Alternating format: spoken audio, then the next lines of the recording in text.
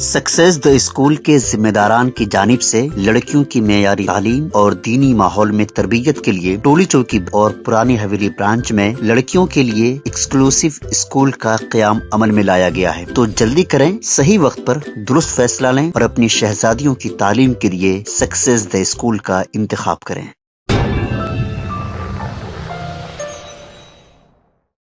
लोकसभा इंतखाबात के पेश नज़र मलकपेट पुलिस स्टेशन की हदूद में पुलिस ने फ्लैग मार्च किया। डीसीपी साउथ ईस्ट जोन की हिदायत पर सईदाबाद एसीपी वेंकन्ना नायक की क़यादत में मलकपेट, सईदाबाद, दबीरपुरा के स्टेशन हाउस ऑफिसर्स, सब इंस्पेक्टर्स, 50 मुलाजमीन पुलिस, मरकजी मुसल्लह दस्तों के साथ इस फ्लैग मार्च का एहतमाम किया गया।